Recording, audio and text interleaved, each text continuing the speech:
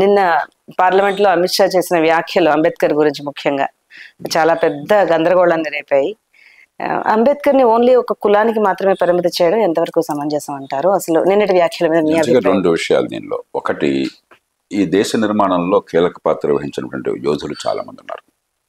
మహాత్మా గాంధీ అగ్రగణ్యుడు, అంబేద్కర్ రాజ్యాంగ నిర్మాణంలో కానీ సామాజిక న్యాయం విషయంలో కానీ అత్యున్నత స్థాయిలో ఉన్న మనిషి.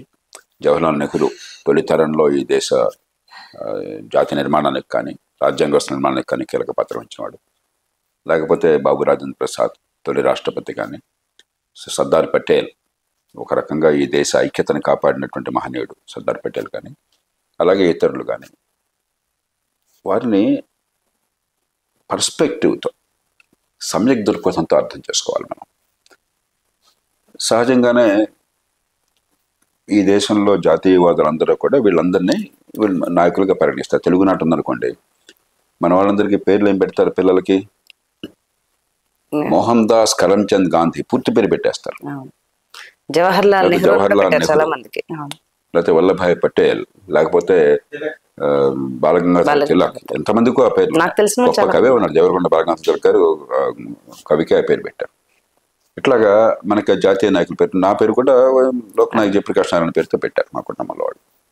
అలా మనకు వాళ్ళని స్మరించుకోవటం ఇష్టం.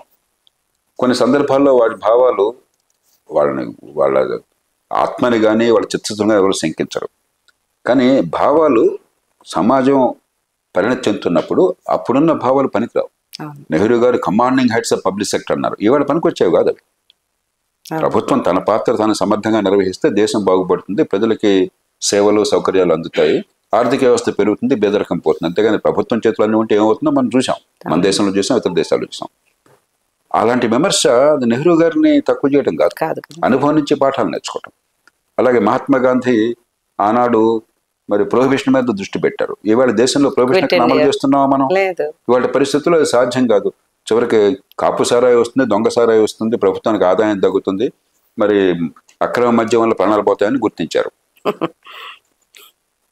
అట్లా ఆ సందర్భాన్ని బట్టి అన్వయించుకోవాలి.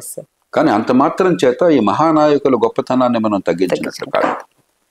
చర్చలో మనకేమవుతుందంటే, ఎప్పుడైతే లోతైన సవివరమైన హేతుబద్ధమైన చర్చ లోపించిందో చట్టసభల్లో, ఇలాంటి సింబల్స్ని పట్టుకుని దాని చుట్టూ మనం ఏదో ఉద్యమాలు, హడావిళ్ళు, ఆందోళనలు నిర్వహిస్తున్నాం. కొంచెం దాని నుంచి బయటపడి ప్రతి అంశాన్ని కూడా లోతుగా పరిశీలించడం, వాస్తవాల ఆధారంగా తర్కబద్ధంగా హేతుబద్ధంగా ఆలోచించడం, గత అనుభవం ఆధారంగా ఈవేళ నిర్ణయాలు తీసుకోవడం మనకు అలవాటు కావాలి. అంతేకాకుండా అలా కాకుండా ఎడ్డవంటే తెడ్డం, ఒక పార్టీ ఒక మాట అంటే రెండో పార్టీ దాన్ని ఖండించాల్సిందే, అంతే తప్ప కలిసి కూర్చునేది లేదు. మరి గత 25-30 ఏళ్లలో ఈ పరిస్థితి దిగదారింది. 1997లో కూడా నాకు బాగా గుర్తున్నది, అప్పుడే లోక్సత్తా ఉద్యమం ప్రారంభమైంది. అప్పుడు 50 ఏళ్ళ స్వర్ణ భారతోత్సవం స్వాతంత్రానికి. అప్పుడు ఆ సందర్భంలో కూడా పార్లమెంట్లో లోతైన చర్చ పెద్దగా కాకపోయినా కూడా హుందా అయిన చర్చ జరిగింది. ఇలా ఇది తీవ్రంగా ఒకళ్ళ మీద ఒకళ్ళు కాట్ల కుక్కల్లా కలబడే చర్చ జరగలాగా జరిగింది.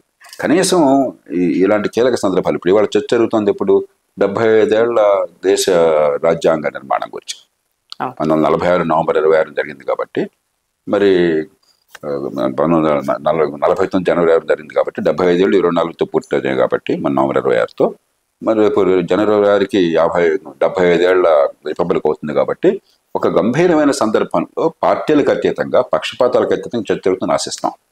మన దురదృష్టం కొద్దీ అన్ని పక్షాలు దీన్ని ఈ పక్షం ఆ పక్షం అని లేదు, రాజకీయంగా లబ్ధి పొందాలన్న ఆలోచన తప్ప, అది తప్పేం కాదు పోటీ రాజకీయం ఉన్నప్పుడు. కానీ కొంచెం కొన్ని సందర్భాల్లో అయినా సరే దాని గురించి ఎదగాలి, ఎదిగి నిజాయితీగా చర్చ జరగాలి. ఆనాడు ఉన్న పరిస్థితుల ప్రకారం ఆనాటి నేతలు కొన్ని నిర్ణయాలు చేశారు. వాటిల్లో మౌలికంగా చాలా విషయాలు మన దేశానికి పనికొస్తాయి కాబట్టి రాజ్యాంగ మూల స్వరూపాన్ని మనం బోడంత గౌరవిస్తున్నాం. కానీ ఆనాడు చేసినవన్నీ ఎల్లకాలం పనికొచ్చేవైతే ఎన్నిసార్లు రాజ్యాంగ సవరణ ఎందుకు చేస్తాం మనం? ఏ రాజ్యాంగము కూడా శాశ్వతంగా వచ్చే తరాల భవిష్యత్తును గురించి ఆలోచించి వాళ్ళ అవసరాలను గురించి ఆలోచించి వాడు పూర్తిగా రాయలేదు. కాబట్టి అవసరాలతో మనం సందర్భోచితంగా మార్పులు చేర్పులు చేసుకుంటుంటాం. ఆ రకంగా ఆలోచించాలి తప్ప ఏ విషయాన్ని కూడా మనం మొండిపట్టు పట్టి పెద్దానికి కూడా మనం అదే పనికి ఏకైక పేక లాగి కరెక్ట్ కాదంట. గందరగోళం చేయడం మంచిది కాదు. మన ప్రయోజనాలకి, ఈ తరం ప్రయోజనాలకి ఏది అవసరం అని చెప్పాను. ఈ తరం వాళ్ళు వాళ్ళందరినీ మర్చిపోతున్నారు. ఆ నేపథ్యంలో వాళ్ళ ఆదర్శం ఈ స్థలానికి అంటారు.